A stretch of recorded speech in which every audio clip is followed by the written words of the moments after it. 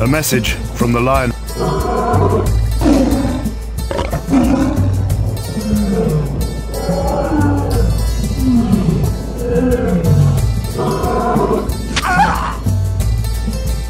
Well, okay, since there's no Lyin character available in standard multiplayer, we have the next best thing, which is Lyin, who obviously came alongside the Lyins with his DLC. This replay from the Emperor here, 5 white lions. We've got 3 actual war lions, including WARHAMMER's Pride, 2 Lyin chariots, and I guess there is also one other non-Lyin here, the Lyin Reavers, but let's ignore them for now. Up against Norsca, we've got a Marauder Horseman, 2 of them here, some Marauders up front, 2 Famir great weapons, very interesting choice. War Mammoth with a War Shrine, Balefiend Lord of Fire, and the worst lord in the game, in my opinion, the Marauder Chieftain on a horse. He's got only 50 armor. Literally, just don't ever take him. Just take Wolfric instead if you're going to take a Horse Lord from Norsca. But anyway, I really do enjoy fun kind of themed builds like this, so they're just going to get straight to it. We've got these 2 lions kind of going 2v1 here. There is a nice opportunity for the Famir to collapse into the rear, but they choose instead to try and maybe go after those lions over there. The Lyin infantry here just getting absolutely crumped by the Mammoth initially in that engagement, but they're obviously going to trade quite well into the infantry here. War Lions also following up, going to get into the javelins, not allow them to fire. That's very important. But the Famir actually not trading super great just because their stats are so poor. Into the White Lions, 38-40 for attack and defense means that the Lions can just actually stand and trade pretty well with Famir. It's not too big of an issue without attack buffs. WARHAMMER's Pride out here, they absolutely massacre hounds because hounds count as infantry and they kind of have splash attacks, right? Lions are like a super hard counter for hounds, believe it or not. Not a lot of people know because you don't see the lions super often. They do somewhat suffer from the cavalry bug, but they're a nice kind of versatile, fast sweeper unit, somewhat squishy. But anyway, we've got this big old blob engagement, which is not really favoring anyone necessarily individually, so the Lyin chariots are going to bust out of that and try and continue to sweep up infantry as much as possible, which is definitely the right call. The Reavers suffered pretty badly there in that mobile engagement, and it does look like some of the Lyin infantry is starting to give out, but WARHAMMER's Pride get a nice charge in here, activate their leadership debuff, which unfortunately is not quite enough to rout these other units, but there's a speed component as well. You know, I really think the WARHAMMER's Pride should cause terror. That way, you know, when they use that, they have a chance of getting a terror route as well, or maybe that ability causes them to cause terror briefly. I don't know. I just think they really should give you more for what they do. It'd also be really nice to have a cheap terror unit for the High Elves. I have been a proponent for this for quite some time, but the WARHAMMER's Pride, I mean, just, can we give them terror, please, CA? Can we just give the High Elves something good?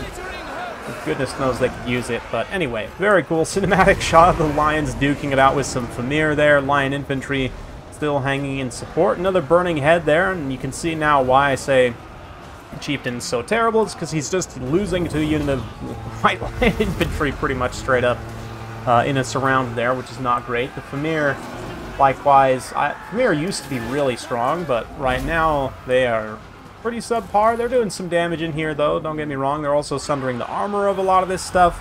So in theory, you know, the javelins and the Marauder infantry that no longer exist would be doing more damage. But things at this point, I mean, the Mammoth is still super healthy, right? And that's definitely a problem for the High Elves. A lot of their units are getting to the point where they're pretty tattered, but they're not super likely to terror out just because they have good leadership still. And the Marauder Horsemen, maybe in some rear charges, could start to get some terror routes and push some of these units away, but things are not looking super promising as Lyin goes after the Chieftain there, gets a good hit on him. The Lyin chariots are, you know, fully boxing in the Famir Balefiend here. He's getting whacked by the infantry as well. Really not a comfortable situation, but the Mammoth is just terror in the night. I mean, over 6,000 HP, almost 7,000 HP to be honest, and, you know, still very, very angry. So that is a problem, and the Marauder Chieftain's not quite dead yet, although he's probably going to die on this attack animation right here. No, he does shatter, though, which puts a pretty significant dent in the balance power for Norsca, although big old terror route here. You can see all the units in this pocket just give up their leadership at the same time. So So, I mean, Norsca's definitely not out of this yet. That balance power kind of teetering back a little bit as that route takes hold.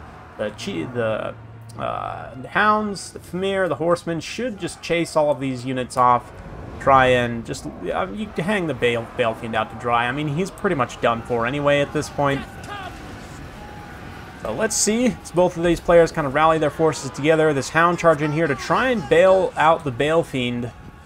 He ends up kind of realizing at the last second, trying to pull them back, but they just rout anyway. So, yeah, in this situation as Norsca, you would just want to consolidate your forces, try and chase off as many units as you can. But at this point now, the High Elves are the ones that have reconsolidated and are threatening this final pocket of Norskins. The Famir and the Mammoth going to make their final charge here, go out in a blaze of glory, quite literally. Yes, man, the War Shrine. It'd be cool, I think, if we ever got a Shaman Sorcerer Lord, and he could take the War Shrine as a mount specifically, rather than just a regular Mammoth. Anyway, whoa, there's a camera clips through there. Mammoth is definitely big and scary, and you can see that it's taken a toll on a lot of the High Elf units. There's really just this one Lyin infantry still fighting here, but, I mean, Eltharion could come down and just hit the Mammoth a few times. As long as he doesn't get punched super hard back, he should be able to clean up army losses here, or trigger army losses rather. So let's see. Tharion charging in. War Shrine turning to face. There it is. Nice big ol' attack. Nice apotheosis. Gives some damage resistance and a little bit of healing. Fang Sword is also active, giving physical resistance. The Mammoth, of course, War Shrine does not have magic damage, and Eltharion takes the win. So big thanks again for Emperor sending that one in. He's sent me quite a few awesome games lately, and I really do appreciate these themed builds especially. Definitely a lot of fun, and keeping things fresh. In terms of damage value, the War Lions, the actual War Lion herds, you could call them, did pay for themselves pretty much, which is nice, or at least 2 of them did. Lion Chariots didn't really have to do a lot, but they did some, certainly. Lion Infantry also super cost effective in the right situation. A couple of them get pooped on pretty hard here, but a couple of them actually do very well. Even though the Reavers also got kind of crapped on, they did decently.